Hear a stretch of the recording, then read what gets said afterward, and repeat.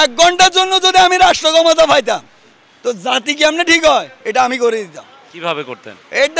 এটা জাতি আমাদের বাঙালি সভ্যতা জাতি, এদেরকে নিয়ে বন্ডামি চলছে। ক্ষমতাসীন ক্ষমতা অপব্যবহার করে করে আমাদের জাতিকে এভাবে পরিচালনা করেন, এটা আর কিছু না, সব শয়তানে ধরে গেলেছে পুরো বাংলাদেশ। এই দেশটা আছি না কারণ আমার আব্বার দাস। আরে কাউয়া কাজে তুই তো এই যে ফকিরাপুল মেসে আসিনি, মেসের খাওয়ানোর টাকা আর ম্যাচ বারান্দা দিয়ে পলাই গেছ বাংলার বাণী। আসসালামু আলাইকুম সুপ্রিয় দর্শক বন্ধুরা, আপনারা ভিডিওর শুরুতে একজন বৃদ্ধ চাচার কিছু আগুন জ্বলা কথা শুনেছেন। দর্শক বন্ধুরা, আবার সেই বৃদ্ধ চাচা সরকারের বেশ কিছু দুর্নীতিকে কেন্দ্র করে এমন কিছু কঠিন হুঁশিয়ারি দিয়েছে এবং সেই সাথে তিনি বলেছেন 1 ঘন্টার জন্য রাষ্ট্র ক্ষমতা পেলে তিনি এই সকল অনিয়মগুলোকে একেবারে ধ্বংস করে দিবেন। দর্শক বন্ধুরা, আবার বেইলি রোডের আগুনের পর এবার যে সকল অনিয়মগুলো হতে চলেছে এবং সেই সাথে যেই সকল অস্থিরতার জন্ম দিয়েছে, আবার সেই সকল বিষয়গুলোকে কেন্দ্র করে এই বৃদ্ধ চাচা এমন কিছু আগুন চড়া বক্তব্য দিয়েছেন। দর্শক বন্ধুরা, আপনারা সেই বৃদ্ধ চাচার বক্তব্যগুলো শুনলে সত্যি অবাক হয়ে যাবেন। তো দর্শক বন্ধুরা, চলুন আমরা সেই সকল বক্তব্যগুলো শুনে নেই। অবশ্যই ধৈর্য সহকারে পুরো ভিডিওটি দেখবেন, তাহলে এই সকল বিষয়গুলো পরিপূর্ণ বুঝতে পারবেন। 1 ঘন্টার জন্য যদি আমি রাষ্ট্র ক্ষমতা পাইতাম তো জাতি কেমনে ঠিক হয় এটা আমি করে দিতাম। কিভাবে করতেন? এটা জাতি আমাদের বাঙালি সভ্যতা জাতি, এদেরকে নিয়ে বন্ডামি চলতেছে, এদেরকে শোষণ করতেছে। কেমন? ব্রিটিশ থেকে লইয়া 71 থেকে লইয়া এখন পর্যন্ত শোষণ করে। আমরা শোষণের জায়গা থেকে এখনো স্বাধীন হই নাই। কই আরে আমরা স্বাধীন নাই, আমরা স্বাধীন হইলে এই অবস্থা হইতো না। এখন যারা সিলগালা করছে, এখন সিলগালা এটা খুলতাম গেলে ওই হাতের ঘুষ দিতে হবে 5 লাখ 10 লাখ। যারা অনুমতি আগে দিয়েছে তারাই এখন বন্ধ করতেছে, তারাই আগে ঘুষ খাইছে, এখন আবার খাইবার লাই এদেরকে ধরে নিছে। এই হলো এদের নাটক, এটা হলো নাটক চলের। এখন এই রেস্টুরেন্ট যেগুলো বন্ধ করছে মাল দিয়ে আইব, ঠিকই খুলে দিব, কিচ্ছু হবে না, কিচ্ছু হবে না। এদেরকে রিমান্ডে নিচে দেয়, এদেরকে কোটি টাকার চাঁদা লর, তারপর ছাড়ে দিব, আর কিচ্ছু হবে না। আচ্ছা, আর যারা মরে গেছে এরা গেছে গা, অনুমতি ছাড়া তো চালায় নাই। তোকে অনুমতি দিয়েছে কে? এইসব ডিপার্টমেন্টে তো রাজস্ব সিটি কর্পোরেশন অনুমতি দিয়েছে তো। তো এরা ক্ষমতাসীন ক্ষমতা অপব্যবহার করে করে আমাদের জাতিকে এভাবে পরিচালনা করে, এটা আর কিছু না, সব শয়তানে ধরে গেলেছে পুরো বাংলাদেশের শয়তানে ধরে গেলেছে। আমরা বঙ্গবাজারে আমাদের বুড়ি গেছে, আমাদেরকে টাকা দিব কইছে না, কই দিছে? আমি তো বঙ্গবাজার দোকানদার পাইছি। হ্যাঁ, বাস্তবতাগুলো উঠাই ধরবেন রাস্তাঘাটে, কিছুতে হইতে পারে না। একটা দোষের জন্য লাখে লাখে বেকার করে দেওয়া, এটা কিছুতে হইতে পারে না। বাংলাদেশে সবার অধিকার আছে ব্যবসা প্রতিষ্ঠান করার জন্য, কিন্তু একটা সিলিন্ডারের বোতল বা হের অপরাধের কারণে সবাই তো আর ভুক্তভোগী না।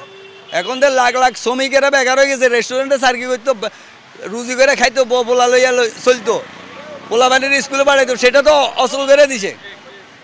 এগুলো তো অচল, লাখ লাখ বেলি রোডে লাখ লাখ কর্মসংস্থান আছে, সবগুলো বেকার হয়ে গেছে, কে নিবে? এখন এরা হয়তো উনি রেস্টুরেন্টের মালিক, ছোট্ট একটা বর্গারের চালাইতো, ওটাই সিলগালা করে দিয়েছে। তো এখানে কর্মসংস্থান সবগুলো বেকার করে দিয়েছে।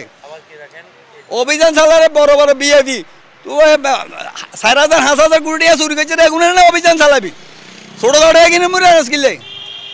100-র ভিতরে 90% সবগুলা গরিব, আর 10%-এর জন্য রোড ঘাট সব ক্লিয়ার করে গেলে পাউডার। বাপরে, এটা কি?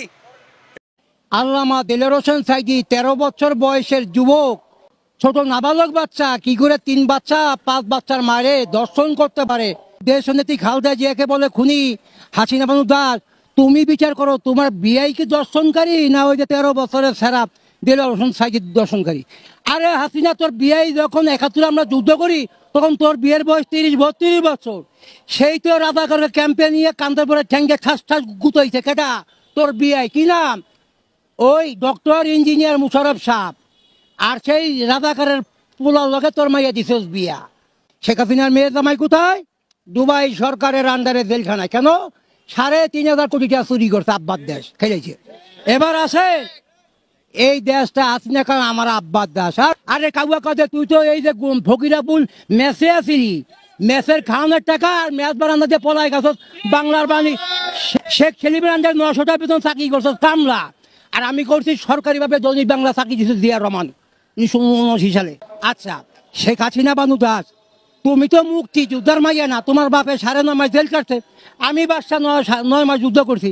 আর জিয়া রহমান হলো 11টা সেক্টরের অধিনায়ক, 1 নম্বর সেক্টর কমান্ডার, এবং মেজর জিয়া জেটপোর্ট গেলেবানি চিফ অফ দি কমান্ডার। আমি 3টা সেক্টরের দায়িত্ব আমি বাদশা ছিলাম। এই যে মাথা ভাঙা কাউয়া কাদের কয়, এটা হলো কি কাউয়া কাদের কয় কি জানেন? কয় যে স্মার্ট বাংলাদেশ, ডিজিটাল বাংলাদেশ। আর একটা নাম দিচ্ছে নতুন সুন্দর নাম, কইতেও পারি না, বুড়ো মানুষ তো, এত বড় বয়স চলে। শেখ মুজিব 7 দফা, ওই 7ই জুনে 6 দফা আন্দোলন নিয়ে গেছিল খানের কাছে, যে বললো নেতা আমি তো আপনারই লোক भी है। কি বাত है শেখ মুজিব को बोलो बोलो। हम बोले क्या, আমি তো 2টা সেকশন করে নিয়েছি, 1,70,000 কি লোক। একটা হলো যুক্তফ্রন্ট, একটা হলো যুবফ্রন্ট। যুক্তফ্রন্ট किया है तो যুক্তফ্রন্ট में युद्ध में करेगा और যুবফ্রন্ট में हम लोग हो गया। তো যুবফ্রন্টের নেতা বললো ভাগ্না শেখ মুজিব, আর যুক্তফ্রন্টের নেতা হলো শেখ মুজিব। 1966 সালে বিশ্বাস নয় 7 দিনের মন্ত্রী ছিল শেখ মুজিব, পাকিস্তানের গভর্নমেন্টের পার্লামেন্টে এমপি সই স্বাক্ষর আছে শেখ কুয়ার।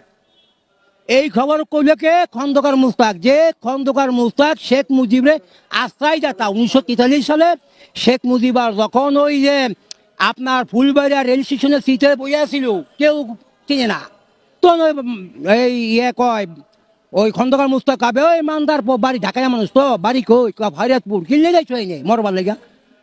এইটা কি ভাই কি আর বলতাম ম্যাট্রিক পাশের পাইলে তো কি হইব, কয় যদি কোনো জায়গায় থাকতে পারি লজিং মাস্টার মাস্টার তাই পোলাবান পড়াতে পারবি, কাহা পারো গায়ে আমার লাগে। কিছু খাইছ মানদার বকা, কিছু খাই নাই। তই 1 আনা দামের 4টা রুটি 1 আনা, 4টা রুটি কত 1 আনা। 1 আনা দিয়া 4টা রুটি খাওয়াইলো আর 2 পয়সার ডাল খাওয়াইয়া লয়ে গেল। কই ওই যে হানিফে মেয়র হানিফের চাচা আমাদের সর্দার বাড়ি চলে গেল। সর্দারজি কাহা কে বাদ হয়, আয় মোস্তাক সাহেব, কয় আপনার নাতি পোলাপান পড়ানো লেগা 22 টাকা পড়ালে আমি লজিং মাস্টার লইছি। লজিং মাস্টার কাহা কি নাম, শেখ মুজিব হ্যাঁ। ঠিক আছে, এই মেয়ে ঠিক আছো, তুমি আমার এই পোলাপান পড়াইতে পারবা? কা পারো। পেটে ব্যথায় খাইবা আর ঘুমাইবা না, এই সিঁড়িঘরটা দেখাই দে।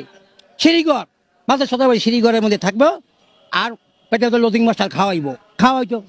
থাকার পরে শেখ মুজিবে 1943 সাল 44 সালে বাসানী সাহেবের অফিসে নিয়ে আসলো কে, খন্দকার মুস্তাক। খন্দকার মুস্তাককে। তো দর্শক বন্ধুরা, আপনারা হয়তো পুরো ভিডিওটি দেখে এবং এই বৃদ্ধ চাচার এই কথাগুলো শুনে সত্যি অবাক হতে বাধ্য হয়েছেন, কারণ এই বৃদ্ধ চাচা বাংলাদেশের যে সকল অনিয়ম দুর্নীতি, সেই সকল অনিয়ম দুর্নীতিকে কেন্দ্র করে চমৎকার কিছু কথা বলেছেন।